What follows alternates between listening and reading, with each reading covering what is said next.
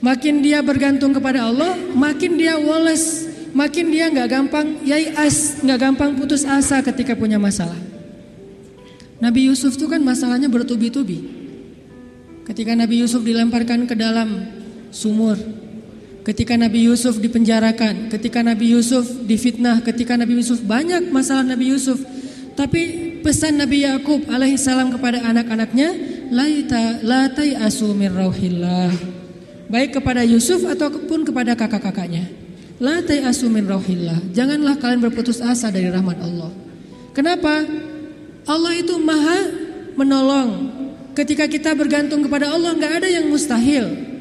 Selalu ada harapan ketika kita berikan harapan itu kepada Allah. Tapi kalau kita berikan harapan itu kepada makhluk, kadang-kadang harapannya semu. Karena makhluk itu, manusia itu sifatnya kullu man 'alaiha fan.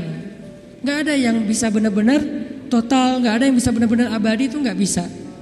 Tapi kalau kita letakkan harapan kita, lalu kita berikan hanya kepada Allah, roja kita hanya kepada Allah Subhanahu wa taala, maka tidak ada kata al-ya's, tidak ada kata putus asa dalam kamus seorang mukmin.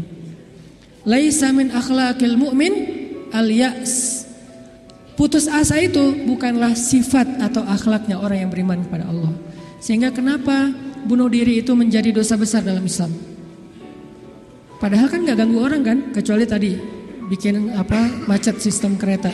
Itu juga nggak parah-parah banget lah, nggak sampai gara-gara kita bunuh diri orang akhirnya jadi misalnya celaka gitu, nggak, jarang lah. Apalagi bunuh dirinya sendiri, gantung diri. Kan bunuh diri itu nggak ganggu orang lain. Kenapa dianggap dosa besar? Karena bunuh diri ini sama aja dia tidak mengakui kebesaran Allah Subhanahu Wa Taala. Dia tidak berpegang lagi kepada Allah. Dia putus asa dari rahmat Allah Subhanahu Wa Taala. Padahal Allah selalu mengatakan la tai'asu. Jangan putus asa, aku kasih nih, aku kasih. Tapi dia bilang enggak akan dikasih. Berarti dia kufur kepada Allah Subhanahu Wa Taala dan merugikan dirinya sendiri. Ketika mentalnya kayak gini, walaupun akhlaknya baik, tapi dia tidak punya daya tahan menghadapi masalah, maka dia akan selalu mengakhiri masalahnya dengan cara bunuh diri. Dalam Islam kasus bunuh diri bisa dibilang hampir nggak ada kalau dalam sejarah Nabi dan para sahabat. Satu-satunya ada kasus bunuh diri itu bunuh diri dalam peperangan ada. Dia lagi dibacok, lagi bertempur terus dibacok sama musuh, banyak luka, nggak tahan dengan rasa sakit, kena kayak tombak gitu di perutnya, karena nggak kuat dengan rasa sakit. Dia tekan lagi tubuhnya ke tombak itu supaya cepat mati. Lalu ketika dia sudah meninggal, orang-orang mengatakan dia itu pemberani, dia itu syahid, dia itu hebat. Kata Nabi tidak, dia di dalam neraka. Lalu para sahabat bertanya, kenapa ya Rasul kok dia masuk neraka? Padahal kita tahu dia meninggalnya dalam fisabilillah. Kata Nabi karena dia nggak bersabar terhadap ujian dari Allah Subhanahu Wa Taala. Sakit, ya udah daripada saya nggak kuat nahan sakit, mending sekalian mati nih. Itulah al-ya's. Dan itu tidak ada dalam kamus orang yang yakin kepada Allah, beriman dan bergantung kepada Allah SWT.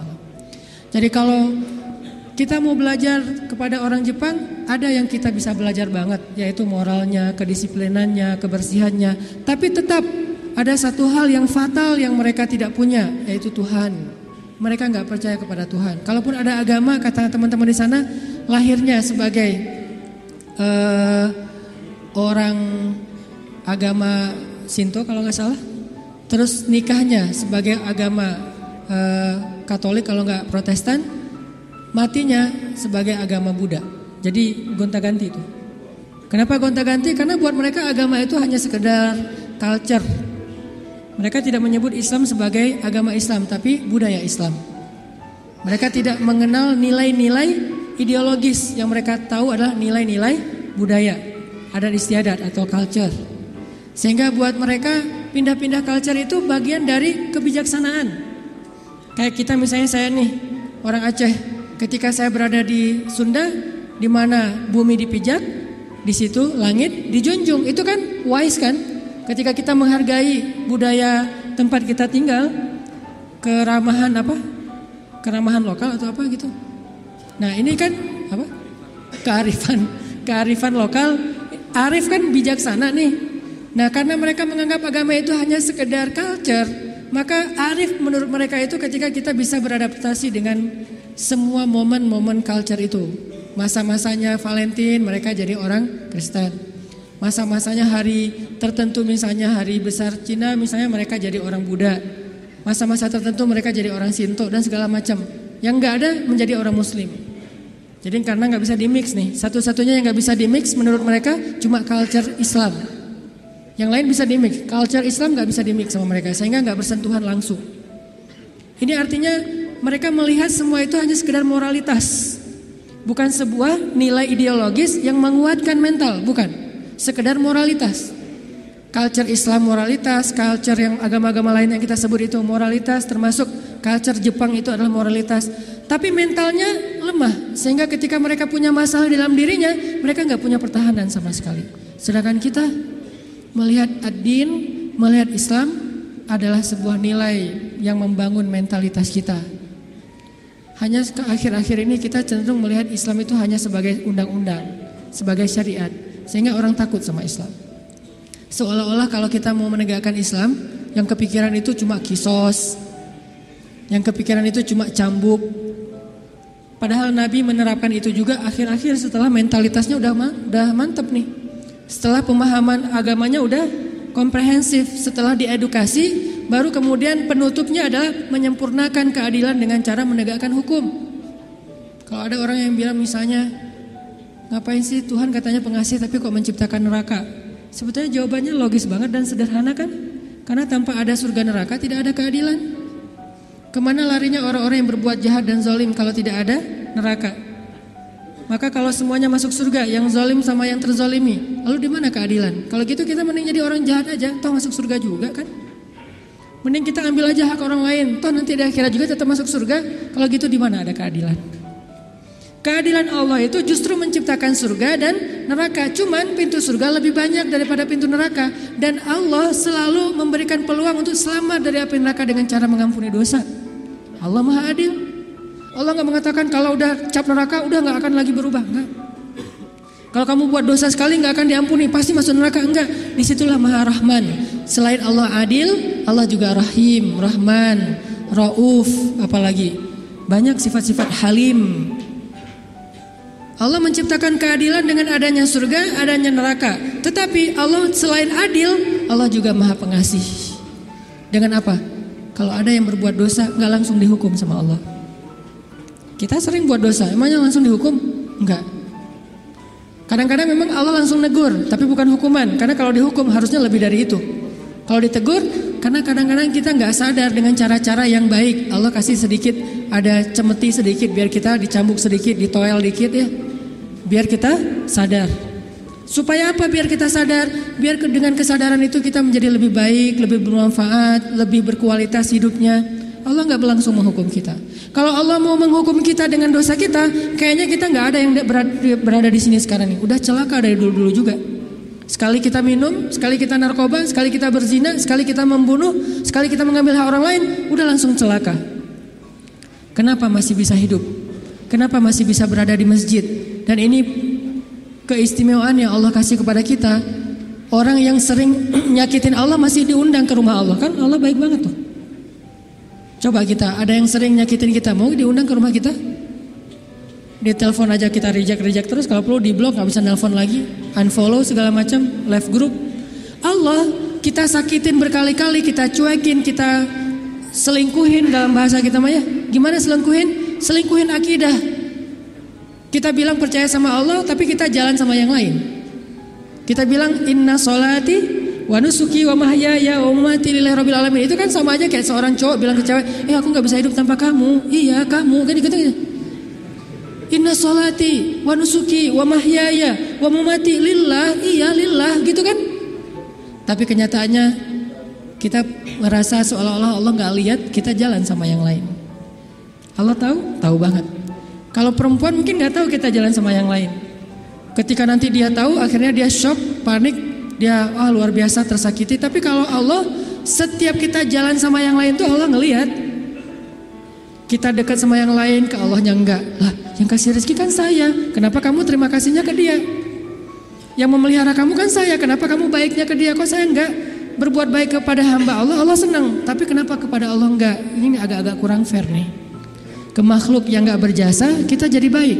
ke Allah yang maha berjasa, kita cuek, malah kita menuduh Allah dengan tuduhan-tuduhan yang gak pantas, ngerasa Allah gak penting dalam hidup kita. Kalau Allah gak sabar, makanya Allah itu sabur.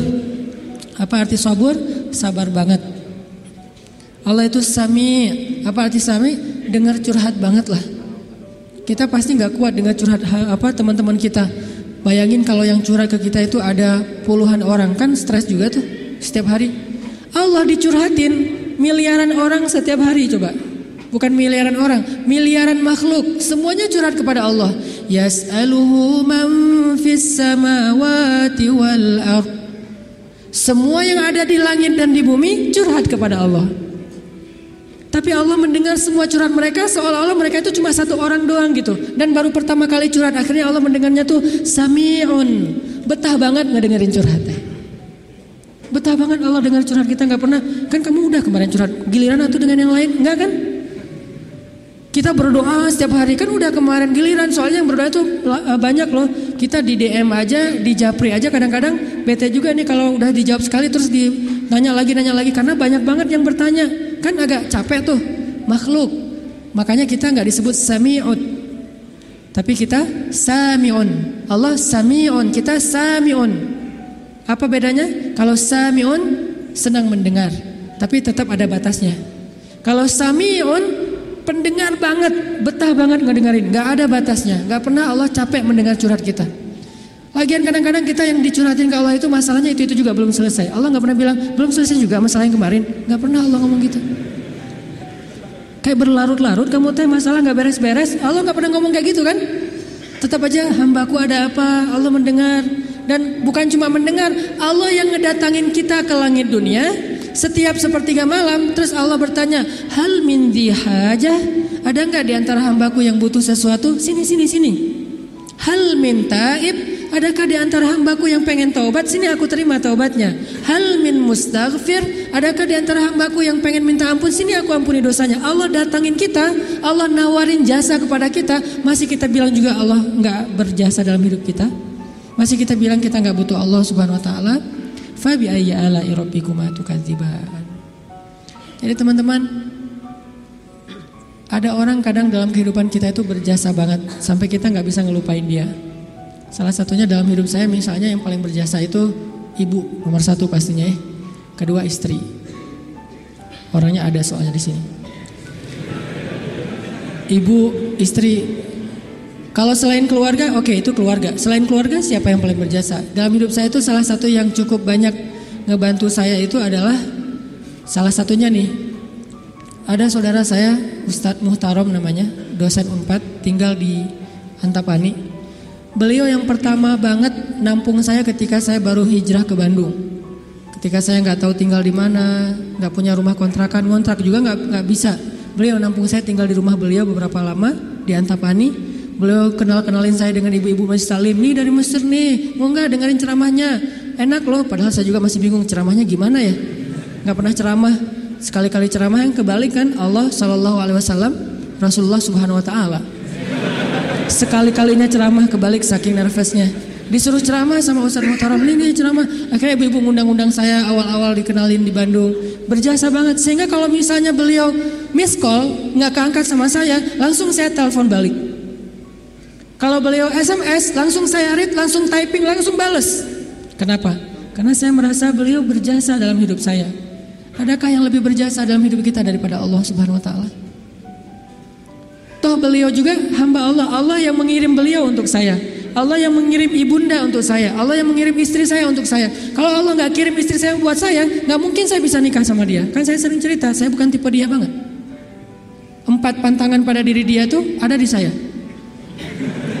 Ya Allah, jangan itu, jangan itu, jangan itu, jangan itu. Itu ada di saya semuanya. Coba kalau Allah gak membolak-balikan hati dia, mana mungkin saya nikah sama dia kan? Kayak mustahil gitu, karena bukan tipe dia banget. Ya Allah, jangan yang orang Sumatera, jangan brewokan, jangan yang dop. Udah dop, brewokan pula. Jangan anak pesantren, karena mungkin beda kebiasaannya, terlalu soleh kali menurut dia gitu ya. 4-4-nya ada pada diri saya, terutama yang dop dan Sumatera nih. Orang Sumatera kuliah di Mesir, dan Mesir mah Sumateranya Arab. Arab itu kayak kita, ada Sundanya, ada Jawanya, ada Betawinya, ada Sumateranya. Mesir itu Sumateranya Arab. Di Mesir tuh nggak ada cerita kita nungguin bus di halte tuh nggak ada. Yang ada ngejar bus. Bus tuh nggak pernah berhenti untuk ngangkut penumpang, nggak ada tuh. Bus ngeliat kita lagi nungguin malah dia iseng, makin dicepetin. Akhirnya kita kejar, wah, koboi banget lah kehidupan di Mesir mah. Dia cuma berhenti kalau yang nungguin itu ibu-ibu. Kenapa? Karena ibu-ibu di Mesir itu raja. Nggak ada yang berani sama ibu-ibu. Bener-bener queen tuh kalau ibu-ibu teh. Di Mesir ibu-ibu belanja nih ya. Mang, apa bahasa Arabnya?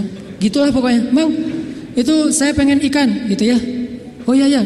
Pas diambil ternyata ikannya matanya agak-agak merah gitu. Mungkin agak-agak lama di freezer. Akhirnya bilang, ini kenapa nih ikan matanya merah? Begadang ya? Nggak jadi deh, malah saya mau ikan yang suka begadang. Cari yang lain.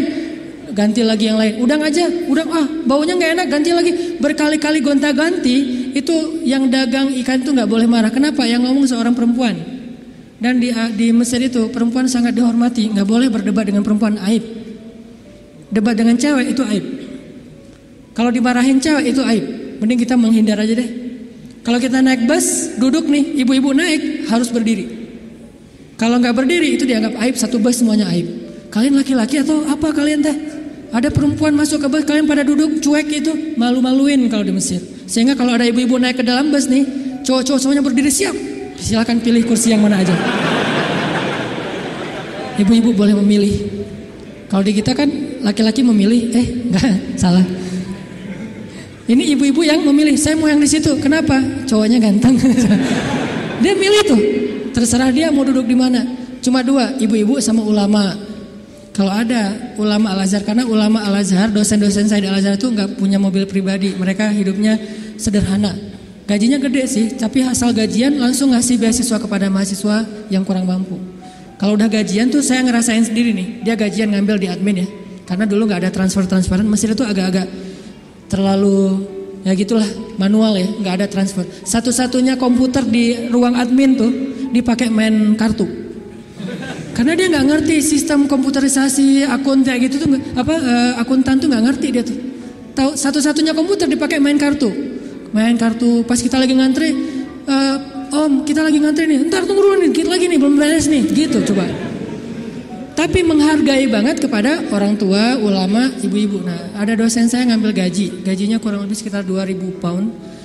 1 pound itu dulu sekitar 3.000 rupiah, lumayan lah ya.